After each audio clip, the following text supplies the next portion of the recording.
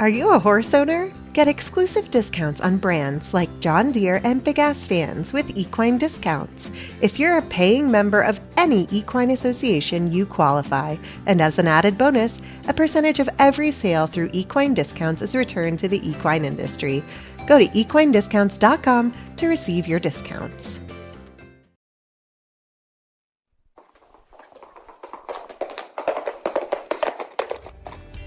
You are listening to the Horse Radio Network, part of the Equine Network family. Greetings, everyone. Coach Jen here, and thanks for tuning in to Horse Tip Daily, episode 1597, brought to you today by Central Fly Control. This time, Mary Kitzmiller answers a listener question about training foals. Clarifly larvicide is more than just a fly control product.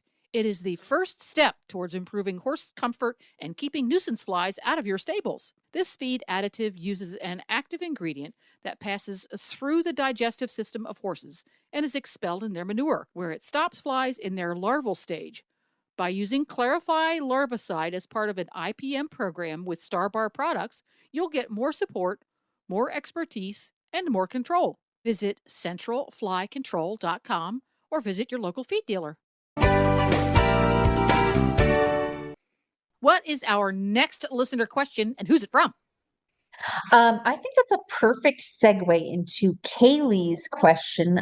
She wants to know age-appropriate training for foals. What should they know and be able to do prior to weaning? Which is a great question. Yeah, because weaning is tough. You want to have as many skill sets as possible. Yes. So my first horse training job, I also, in addition to training horses and doing clinics and all of that, we also had to foal out a lot of mares every year. And my boss was really big into the imprinting method. Now, I think imprinting certain aspects of it are effective, but for the most part, I don't think that all the stuff you do to them right at birth, I don't think it does anything. But that's just my opinion. And so, because we would do like this really drawn out hour process as soon as that foal hit the ground of like, we rub all over the horse and put plastic bags on it and do this and that and the other. And I think we just bothered them the first moments of their lives.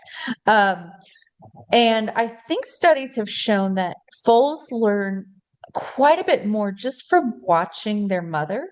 So even just handling the mother and, brushing and grooming on the mom while the foal is witnessing it can teach them, oh, okay, this is what it means to be around humans. So that is one thing, is handling the mom. And, in the very first stages of life, I'm pretty casual with it. I'll pet on them and just make sure that they're not afraid of me, and make sure I can touch them anywhere I want. It is a great age to, hey, can I handle your ears, or can I stick my finger in your mouth, or can I just lightly pick up this foot, or can I lift this tail? Because they're teeny tiny enough, and they're so impressionable. If you teach them right away that's like a normal thing. Like, it's totally normal for me to mess with your ears. Yeah, or maybe I'm going to hold your nose, or I'm going to rub my hands over your eyes, or I'm going to rub my hands up and down your leg or on your tummy. So I'm casual about it. I try not to terrorize them with it. And, I teach them like, this is normal. This is what happens. Look, I'm picking up your mom's feet. And so that can teach them a lot. Now, a lot of people in foal training get that part really, really good, and they get their horse super duper quiet to everything. And then when the horse is older, they're like, I don't need to move away from you. And now the horse is 1,000 pounds. Yeah.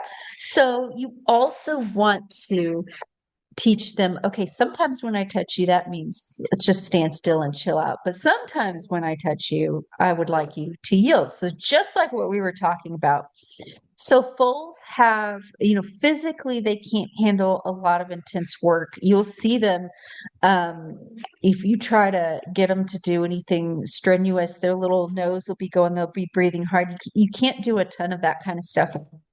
And mentally, they can handle like 5-10 minutes at a time. And you could break that into many sessions over the day or just one session a day. But 5-10 minutes, get in, get out.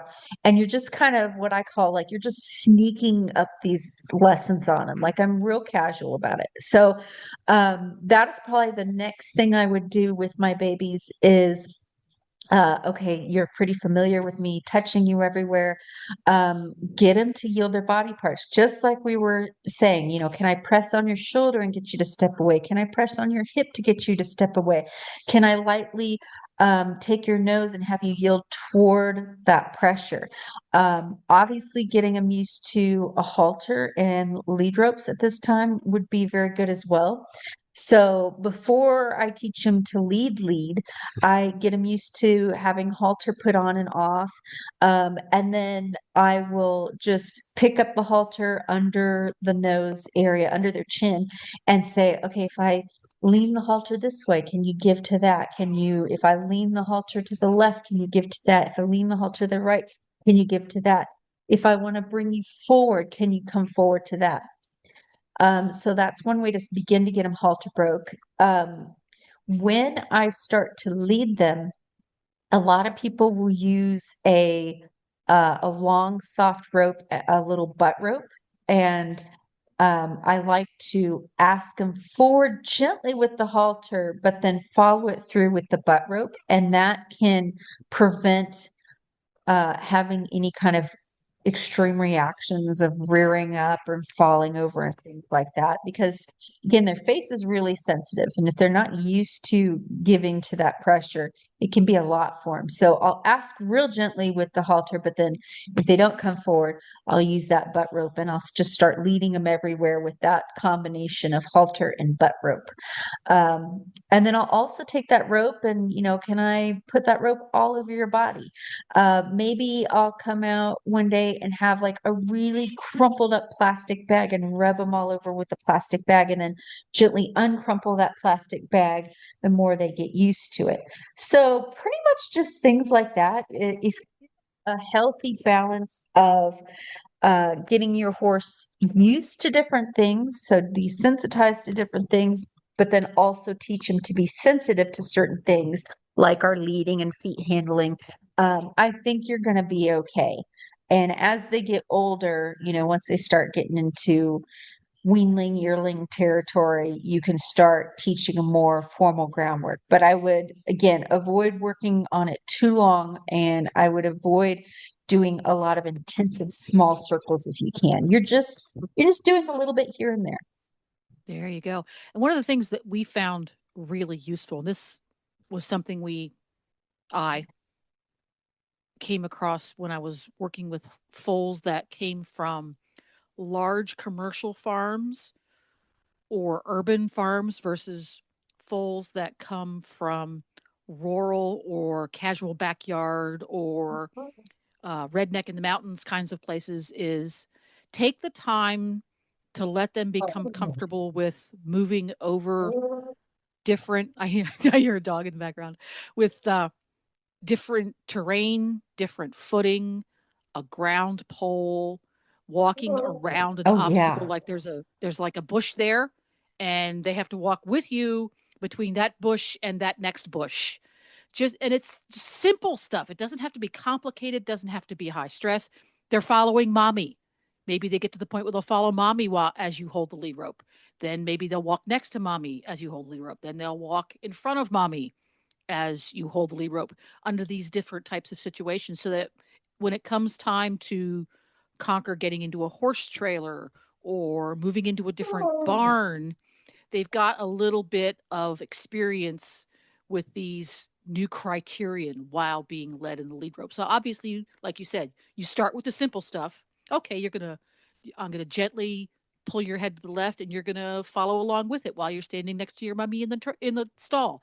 And tiny, tiny, tiny, tiny little increments. I think a big mistake we make with foals is we look at these skills as so incredibly basic that we don't realize that even though it's so incredibly basic, the simple act of turning your head when you feel gentle pressure on a halter by 3 inches, that we forget that we still need to break that down. Don't bring his head all the way around to his shoulder and expect him to turn his head. 3 inches, it's really all you needed. And we want to jump ahead because it seems so basic, but even those things need to be tiny, tiny, tiny for the tiny little baby horses.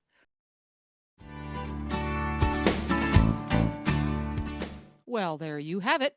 Horse Radio Network has thousands of engaging podcasts for horse people, and you can have them sent right to your phone. Just subscribe via your favorite podcast player. This is Coach Jen, and I will be back again soon with another tip. Until then, go ride your horse. The Horse Radio Network and the Horse Radio Network hosts are not responsible for statements made by guests on the Horse Tip Daily. Please use your own judgment when listening to the tips on this show.